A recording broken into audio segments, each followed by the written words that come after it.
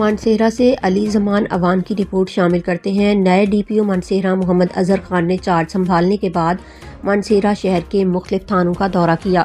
D P او مانسہرہ نے تھانہ city, تھانہ صدر، تھانہ لاری اڈہ، ٹریفک دفتر اور سہولت مرکز کا اچانک معائنہ کیا۔ ڈیوٹی پر موجود الرٹ اہلکاروں کی کارکردگی سے مطمئن ہو کر انہوں نے جوانوں میں نقد انعامات بھی تقسیم کیے۔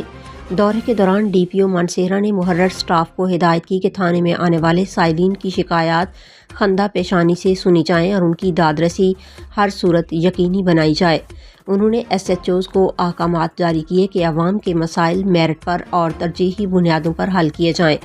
خواتین کے مسائل کے حوالے سے ڈی پی او مانسہرہ نے فرنٹ ڈیسک اور ویمن ڈیسک کو خصوصی ہدایات دیتے ہوئے کہا کہ خواتین کی شکایات کو فوری اور ترجیحی بنیادوں پر نمٹایا جائے۔